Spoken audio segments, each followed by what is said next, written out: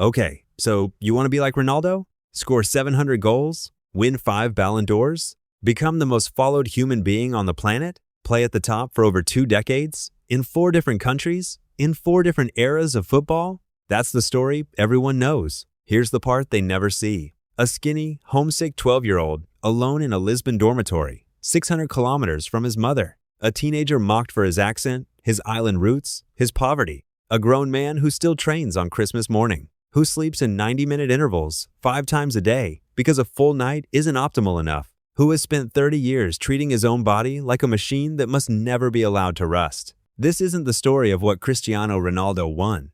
It's the story of what was running underneath the highlight reels. By the end of this video, you'll understand the thinking patterns behind almost every decision he ever made, and why a kid with none of the natural gifts of a Messi or a Maradona became, by sheer force of internal architecture, one of the greatest players who ever lived. Let's go back to the beginning. 1997, Madeira. A boy so obsessed with football that his mother remembers him skipping meals just to keep playing in the street. Not because he had to, because stopping felt unbearable. That single detail matters more than it seems, because it reveals the first pattern in Ronaldo's mind, and it's the one everything else was built on top of. Discipline over motivation. Most people wait to feel inspired before they act. Ronaldo built his entire career on the opposite assumption. Motivation is unreliable, so you replace it with a system you never have to negotiate with. By the time he was a professional, this had hardened into something almost monastic. Multiple training sessions a day, workouts on vacation, on birthdays, on Christmas, a personal gym built into every home he's ever owned. So there's never an excuse, never a day off, never a version of Cristiano who has to decide whether today is a training day. Former Manchester United teammate Louis Saha once said he tried to copy Ronaldo's regimen and simply couldn't sustain it. Here's the piece that usually gets left out. Discipline like that isn't about willpower. Willpower runs out. What Ronaldo built was something closer to infrastructure, routines so rigid that motivation became irrelevant. He didn't need to feel like training. He'd already removed the choice. But discipline alone doesn't explain where the hunger came from in the first place. For that, we have to go back to Lisbon. At 12 years old, Ronaldo left home to join Sporting Clube de Portugal's academy. He didn't speak like the other boys. He was smaller, poorer, from an island most of his teammates had never heard of. And they let him know it, with the casual cruelty kids specialize in. Most children in that position shrink. Ronaldo did the opposite. He turned every insult into fuel. This is the second pattern, and it's the one that explains why criticism, doubt, and rejection never seemed to slow him down. They sped him up. Throughout his career, journalists and rival fans have called him arrogant, obsessed with himself, more interested in his image than his football. And every single time, that noise appears to have functioned less like an injury and more like an ignition switch. Psychologists have a name for this. Some people are threat-oriented, and criticism shuts them down. Others are approach-oriented, and criticism becomes evidence they need to work harder to prove people wrong. Ronaldo built his identity almost entirely around the second model.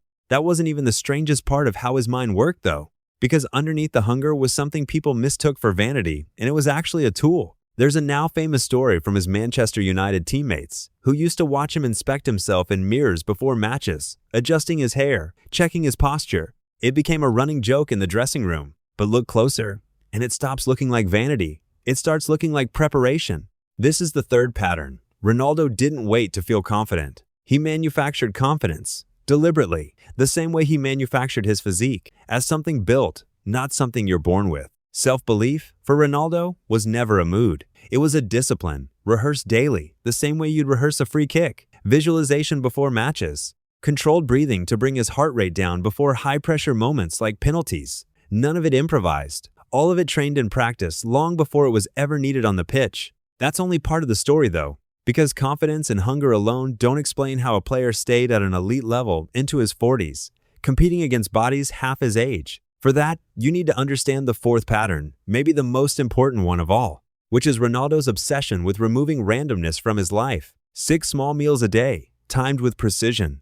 A body fat percentage that hovers around 7%, less than half of many professional athletes. Sleep tracked, logged, and optimized down to the percentage point. In recent years, he's partnered with recovery tracking technology, logging dozens of daily behaviors, treating his own biology like a dataset to be managed rather than a mystery to be lived with. His goal was never just to train hard. It was to engineer performance so precisely that talent became almost a secondary variable. Think about what that actually means. Most athletes treat their bodies as something that happens to them. Good days, bad days, the unpredictable mess of being human. Ronaldo treated his body as a system he was responsible for optimizing every single day, for decades, with no off switch. That level of control sounds almost inhuman, and in some ways, it is. And now, here's the twist nobody expects. None of this, not the discipline, not the confidence, not the biological engineering, would have mattered without one more ingredient, something that required another human being entirely. Lionel Messi. For nearly 2 decades, Ronaldo and Messi were locked in the most consequential rivalry in the sport's history. And there's a strong case that Messi's brilliance didn't just coexist with Ronaldo's career, it shaped it. Let's dive through the 5th pattern. Perfectionism sharpened through comparison. Every time Messi won another Ballon d'Or, scored another impossible goal, Ronaldo didn't retreat into resentment. Former teammates and coaches have described how he'd use it, visibly, deliberately, as a benchmark to chase. Not, am I good enough, but am I still ahead? It's a dangerous way to build self-worth, tying it permanently to another person's success.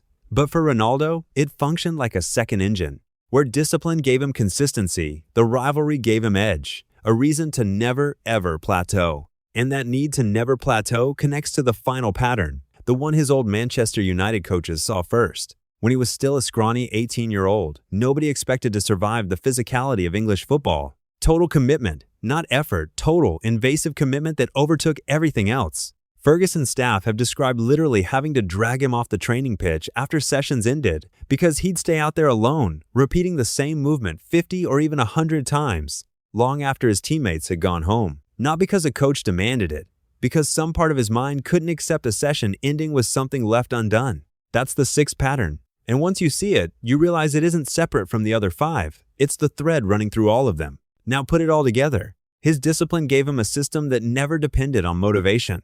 That system was fueled by a childhood need to answer every doubter. His engineered confidence let him execute under pressure without hesitation. His obsessive control over his own body extended his prime by nearly a decade beyond what should have been possible. His rivalry with Messi gave that machine a reason to never stop upgrading itself. And his inability to leave anything unfinished made sure none of it ever calcified into comfort. Each pattern reinforced the next. Remove any single one, and the whole structure probably collapses. Together, they built something closer to an operating system than a personality, a closed loop with no natural exit point, running the same core process for over 20 years, at the highest level of a sport that chews up and discards most of its stars by 30. You don't need to become Cristiano Ronaldo. Most people wouldn't want to. A life with no off days, where confidence has to be manufactured every morning and rest is scheduled like a training drill, comes at a real cost, one his own teammates and family have hinted at over the years. But understanding how his mind worked changes something.